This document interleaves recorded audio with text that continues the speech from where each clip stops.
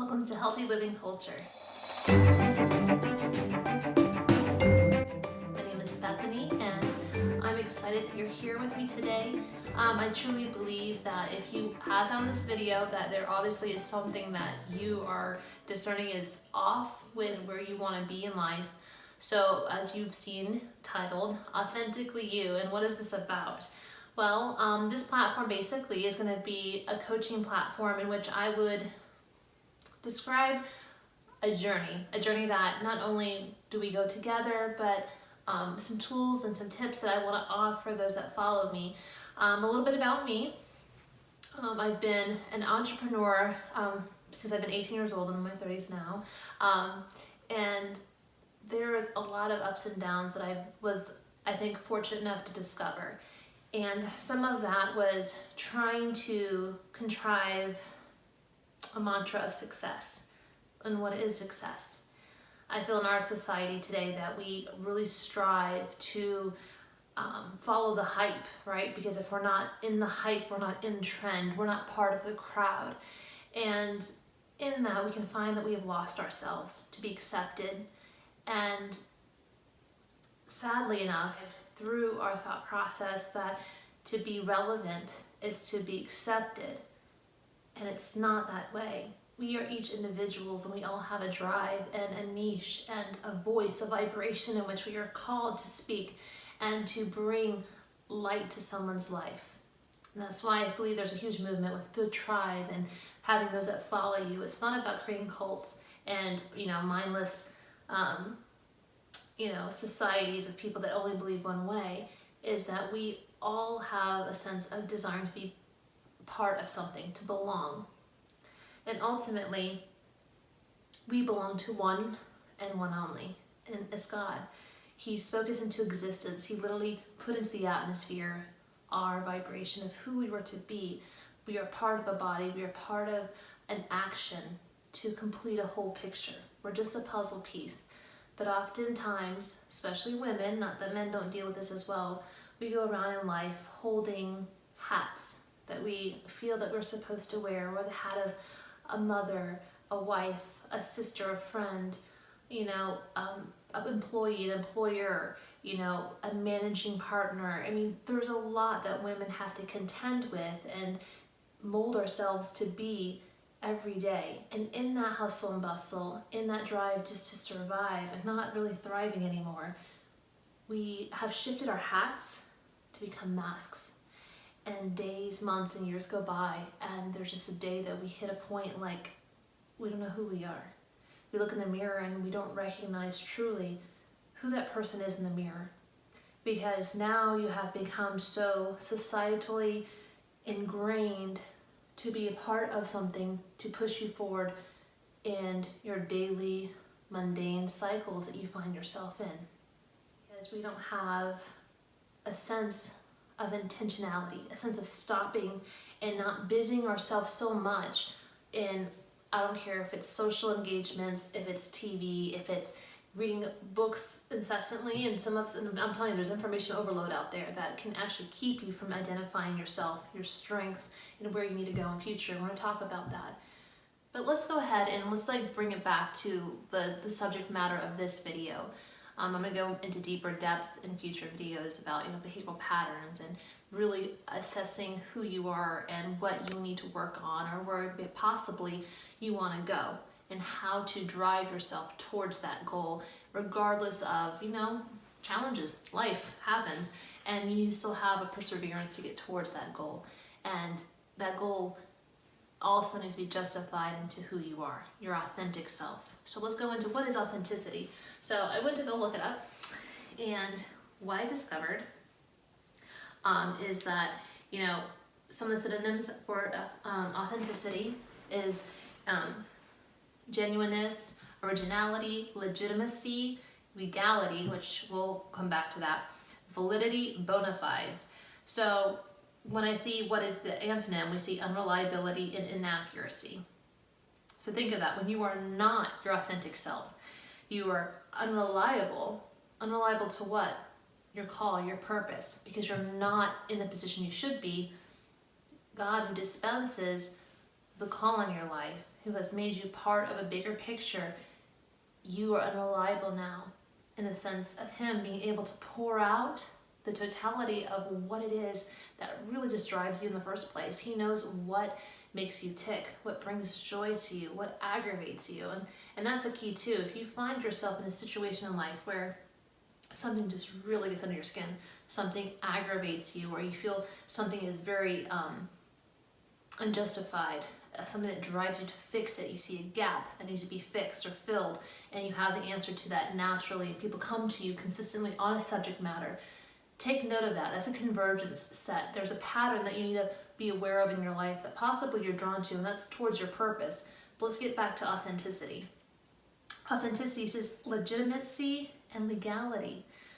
So if we think in a judicial system, when you want to have access to something that is closed off to you, and you cannot get into it because some obstruction is in place, sometimes you have to go through a system of legality to go through and to have someone or something step in front of you or to help you gain access to something. Because now you have the rights, you have the paper, you can show the legitimacy that you are the heir or the owner of that building, whatever, to get into it. Well, it's very much like that in destiny. And you can't enter your realm of destiny without assessing and identifying the authenticity of what you were made and who you were made to become. And I went to go a little further just to kind of see, we can go into a spiritual level, which we will, but I also want to go into a psychological level. If you go into Psychology Today, and I love reading their articles, Dr. Stephen Joseph wrote the 7 qualities of truly authentic people. And he lists them as the following. He says, they have realistic perceptions of reality. One thing that was taught to me early on was a person's perception is the reality. So if we have marred perception because of our experience in life, our reality can be jacked. It can be completely scripted in a fictitious manner, and we're living life not in a sense of reality because of it, our reality, our authentic reality that we're supposed to be in, because our perception has been skewed. So again, the word says we water the mind or renew the mind by the watering of the word of God. So even though there are disciplines that we can enact, there are behavioral patterns and success keys that we can put into our life to help us drive towards success. And again, success is relative to the definition that we place upon it. Does success equate us living our authentic self, our best life? Sometimes people say we're going to live our best life, but what does that mean for you? Does that mean on your bank account a certain amount that you have, a certain amount of friends and social following that you have garnered? Does that bring you success? Is that your best life? Or truly is your best life when you are living your authentic self? You're in your gifting, you're in your talent, you have your joy because you can look in the mirror and not feel compromised. You know you're living your truth. That is your best life. So again, those that are authentic have a realistic perception of reality. Number 2, they are accepting of themselves and of others. So when you live your authentic self, you don't have to live, like I said, a cult-like mentality. That if everyone else doesn't sound like me, look like me, believe like me, I'm gonna put shade on them. They're not relevant. There is this hyper egotistical mentality in our culture where people believe that we all need to have cliques, that we need to have such a similitude of the way that we express and live life. And if not, there is such an animosity, like politically, culturally, and there's gender wars. I mean, seriously, I believe there is some growth and there are some gains that we're getting in society, but on the media level, we just see massive division, because unless we sound alike, we are then good and bad. There is no middle ground. But we need to accept others and who they are, and their authenticity is a sign of us accepting who we are, because we've actually taken note of our goods, our bads, our strengths, and our flaws. And recognizing that we have it is to recognize everyone else has it, and to have a grace to celebrate people towards their growth even when they're in their process, And especially when on the mountaintop, you're not in jealousy, you're celebrating who they are, because in hopes you can reach there as well. Number 3, authentic people are thoughtful. They consider others before themselves. It's like that golden rule, you know? Do unto others as you would have them do unto you. Keep that in mind always. 4, have a non-hostile sense of humor. This one's interesting for me because I can lean towards sarcasm in my humor, but I've had to really take an inventory of myself, I would say especially in the last 5 years, and where there is harm that can come out of sarcasm. When you notice that in your humor or in your sarcasm that your approach is to tear someone down, to bring them down a level, and your means to be funny, to constantly find that undertow of bringing them down to earth, as we like to say, there may be an issue with you. You're not happy or satisfied with who you are and who you've been created to be. So then what you do is to not deal with this, not deal with yourself and being able to identify your authenticity. You go around casting dispersions to others around you, and you mask it in a defensive behavior of sarcasm. And when it becomes prolific, it is something of it becomes hostile to the people that are around you, and they don't want to be around you. I've been around people that I know that are very hurt, and they move in this constant, quick-witted, sarcastic behavior as a means to defend and deflect from me or others around them seeing into what's really going on. Layers deep. Number 5, are they able to express their emotions freely and clearly? When you are at a place of authenticity, I mean, you don't like, I don't think, air all your laundry, but you're at a place that, you know what, I'm fine in who I am. I know I haven't arrived. And I'm willing to say, you know what, that hurts me. Because I'm not in fear of losing you as a friend or as an associate, because I realize in my authenticity, if you're meant to be in my circle, you'll stay. If not, let bygones be bygones. I want to be around people who authentically accept me and people who authentically can be themselves, so we can be honest and real with ourselves and go forward in life. Number 6, they are open to learning from their mistakes. So I love the adage, a wise man learns from his mistakes, yet the wisest of men learn from the mistakes of others. So if you are unable to take inventory of something you've done, you know, this just didn't work in my life and I'm noticing going around the same mountain, so to speak, in my life, or you know what, I brought offense to someone, even though what I said is true, it was honest, but I brought offense. And so there's some kind of growth in me that needs to happen. I might have said a truth, but the way I handled it, the timing I said it, or maybe I wasn't supposed to say it at all because they're not ready for it, I need to fix that mistake. And that can be in many different scenarios that we need to be aware, take inventory, and, you know, own up to them.